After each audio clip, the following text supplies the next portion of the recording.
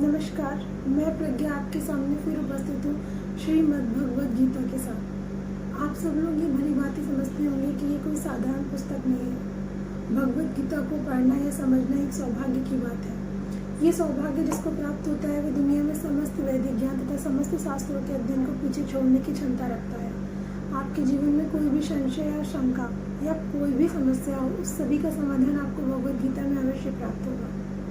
भगवद गीता में कुल 18 अध्याय हैं। मेरा ये मानना है कि प्रत्येक व्यक्ति को भगवद गीता अपने जीवन में एक बार अवश्य पढ़नी चाहिए और पढ़ना चाहते भी होंगे, लेकिन हमारे सामने हमेशा दो समस्या आती है। नंबर 1 कि हमारे पास समय नहीं होता और दूसरी ये कि हम बोर हो जाते हैं। इन दोनों का समाधान मैं आपके सामने लेकर आई हूँ। मैं आज से प्रतिदिन 10 से 20 श्लोक भगवद गीता के आपके सामने पढ़ूंगी और उसका हिंदी अर्थ आपको समझाऊंगी। तो आज से मैं शुरू करती हूँ भगवद गीता। विनती करती हूँ कि आप मेरे साथ जुड़िए, जिससे आप जान पाएंगे कि जीवन का मान क्या है, जीवन में धर्म क्या है और जीवन में कर्म क्या है। तो चलते हैं भगवद गीता की तरफ। वैसे तो भगवद गीता वेदों का सार है, परंतु वास्तव में ये एक संस्कृत महाकाव्य महाभारत की एक घटना है, जिसमें कुरुक्षेत्र में महाभारत के युद्ध से पूर्व श्री कृष्ण अपने सखा और अपने शिष्य अर्जुन को भगवद गीता का उपदेश देते हैं। महाभारत का युद्ध कौरवों और पांडवों के मध्य हो रहा है, जो हस्तिनापुर के 2 युवराज धृतराष्ट्र और पांडु के पुत्र हैं। धृतराष्ट्र के पुत्र हैं कौरव, इनके 100 पुत्र थे, जिनमें बड़े पुत्र का नाम था दुर्योधन। धृतराष्ट्र वो जिन्हें हमेशा से महत्वाकांक्षा रही राज सिंहासन की, जिनको लालसा रही सत्ता की, जिन्होंने अपने पुत्रों के अधर्म में हमेशा उनका साथ दिया। और दूसरी ओर पांडु वो जिन्होंने जीवन भर धर्म का पालन किया, धर्म के पथ पर चले। भूल से हुई भूल के कारण उन्होंने समस्त हस्तिनापुर का साम्राज्य पल भर में त्याग दिया और सहपत्नी वन में जाके निवास करने लगे। उनके पुत्र थे पांडव, जिनमें युधिष्ठिर, दूसरे भीम, तीसरे अर्जुन, नकुल और सहदेव थे। तो ये जो युद्ध हो रहा है बेसिकली धर्म और अधर्म के बीच में हो रहा है। कौरवों और पांडवों के बीच में हो रहा है। पांडवों की तरफ धर्म है और कौरवों की तरफ अधर्म है। तो कुरुक्षेत्र में युद्ध शुरू होने जा रहा है। धृतराष्ट्र जो हस्तिनापुर के राजा हैं, वो जन्मांध थे, इसलिए वो हस्तिनापुर में राजकक्ष में बैठे हुए हैं। उनके पास संजय बैठे हुए हैं। संजय उनके सारथी हैं और उनको वेदव्यास जी से ये आशीर्वाद प्राप्त है कि वो उनको दूरदृष्टि का आशीर्वाद प्राप्त है कि वो हस्तिनापुर में बैठे हुए कुरुक्षेत्र में हो रहे युद्ध को देख सकते हैं और धृतराष्ट्र को बता भी सकते हैं। जैसे हम आजकल लाइव मैच देखते हैं, लाइव कमेंट्री, सेम उसी तरह।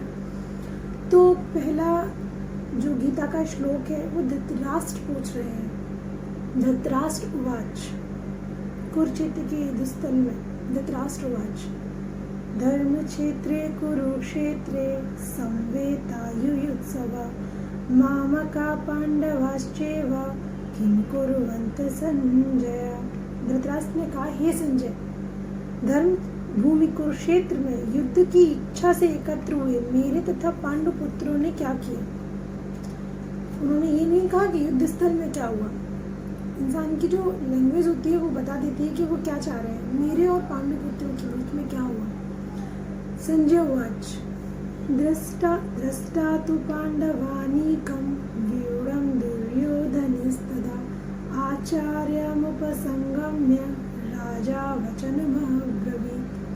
संजय ने कहा, हे राजन, पांडु पुत्रों द्वारा सेना की व्यूह रचना देखकर राजा दुर्योधन अपने गुरु के पास गया और उसने ये शब्द कहे। संजय ने कहा कि हे राजन, धृतराष्ट्र कहते हैं, हे राजन, पांडु पुत्रों द्वारा सेना की व्यूह रचना देखकर राजा दुर्योधन, धृतराष्ट्र के पुत्र, जब दुर्योधन ने पांडु पुत्रों द्वारा व्यूह रचना देखी, जो उनके सामने युद्ध मतलब उनकी जो व्यूह रचना देखी, तो वो द्रोणाचार्य के पास गए, अपने गुरु द्रोणाचार्य के पास गए। द्रोणाचार्य वो जिन्होंने पांडु पुत्रों को, धृतराष्ट्र पुत्रों को, कौरवों तथा पांडवों को दोनों को शिक्षा प्रदान की है, सैन्य शिक्षा प्रदान की है। और उनसे ये शब्द कहे, क्या कहे, पश्येतां पांडुपुत्राणाम् आचार्य महितं च मो द्रुपद पुत्रेण तव शिष्येण धीमता। हे आचार्य, दुर्योधन कहते हैं, हे आचार्य, पांडु पुत्रों की विशाल सेना को देखें जिसे आपके बुद्धिमान शिष्य द्रुपद के पुत्र ने इतने कौशल से व्यवस्थित किया है। वो कहते हैं कि पांडु पुत्रों की विशाल सेना को देखो जिसे आपके बुद्धिमान शिष्य द्रुपद के पुत्र कौन थे? धृष्टद्युम्न, जिन्हें ये वरदान प्राप्त था कि वो द्रोणाचार्य का वध वो ही करेंगे। उन्होंने व्यूहरचना रची थी जो कि द्रुपद के पुत्र थे और द्रुपद द्रोणाचार्य के मित्र थे। कुछ राजनीतिक झगड़ा होने के कारण द्रुपद और द्रोणाचार्य में द्रुपद ने एक यज्ञ किया था जिससे उन्हें धृष्टद्युम्न प्राप्त हुआ। धृष्टद्युम्न को यह आशीर्वाद प्राप्त था, ये यज्ञ से वरदान प्राप्त था कि वो द्रोणाचार्य की मृत्यु करेंगे। ये जानते हुए भी द्रोणाचार्य ने धृष्टद्युम्न को शिक्षा प्रदान की, शिक्षा प्रदान की थी, शस्त्र शिक्षा प्रदान की थी धृष्टद्युम्न को। तो वो यही कह रहा है दुर्योधन इसमें कि आपने जो शिक्षा प्रदान की थी उसके सहारे उसने कितनी अच्छी व्यूह रचना तैयार की। अत्र शूरा महेश्वासा भीमार्जुन समायुधि युधानो विराटश्च द्रुपदश्च महारथा। इस सेना में भीम है, अर्जुन के समान युद्ध करने वाले अनेक वीर धनुर्धर हैं तथा महारथी युधान, विराट तथा द्रुपद हैं। वो उस सेना के वीरों को, दुर्योधन पांडवों की सेना के वीरों की गिनती कर रहे हैं इस श्लोक में। दष्टकेतुश्चेकिताना काशीराजश्च वीर्यवान पुरंजित कुंती भोजश्च सैव्यश्च नरपुंगवा। कह रहे हैं कि इनके साथ ही दृष्टकेतु, चेकितान, काशीराज, पुरजित, कुंती भोज तथा शैव्य जैसे महान शक्तिशाली योद्धा भी हैं। युधामन्युश्च विक्रांत उत्तमोजश्च वीरवान सुभद्रो द्रौपदेयाश्च सर्वे एव महारथा। कह रहे पराक्रमी युधामन्यु, अत्यंत शक्तिशाली उत्तमोजा, सुभद्रा का पुत्र कौन? अभिमन्यु, तथा द्रौपदी के 5 पुत्र थे। ये सभी महारथी हैं। अस्माकं तु विशिष्टाये तात्तिबोधजिद्वत्तुं नायका मम सैन्यस्य संज्ञार्थतान् ब्रवीमिते। किंतु हे ब्राह्मण श्रेष्ठ, आपकी सूचना के लिए मैं आपकी सेना के उन नायकों के विषय में बताना चाहूँगा जो मेरी सेना को संचालित करने में विशेष रूप से निपुण है। फिर वो द्रोणाचार्य से कह रहे हैं, उन्होंने पांडवों की सेना के सभी सैनिकों की बात की, अब वो अपनी सेना के सैनिकों की बात कर रहे हैं। भवान भीष्मश्च कर्णश्च कृपश्च समितञ्जय अश्वस्थामा विकर्णश्च सोमदस्तिस्थतेव च। वो कह रहे हैं कि मेरी सेना में तो स्वयं आप हैं, भीष्म है, भीष्म पितामह जो उनके बाबा थे, भीष्म पितामह, कर्ण, कृपाचार्य, अश्वस्थामा, विकर्ण तथा सोमदत्त का पुत्र भूरिश्रवा आदि हैं जो युद्ध में सदैव विजयी रहे हैं। अब वो पहले उन्होंने उनकी सेना की बात की पांडवों की, अब वो अपनी सेना की बात कर रहे हैं।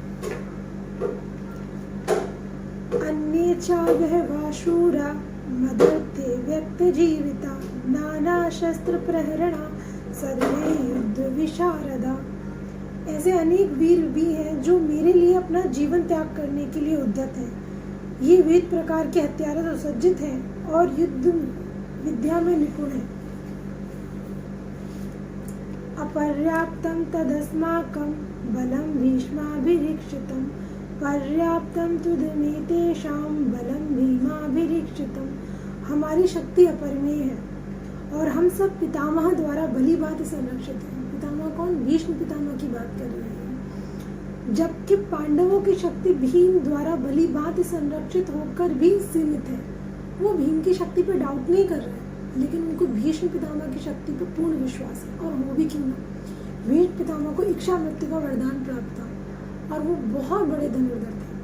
तो वो कह रहे हैं कि भीम के द्वारा संरक्षित होकर भी सीमित है, जबकि हमारी सेना भीष्म पितामह के द्वारा संरक्षित होकर अपरिमेय है।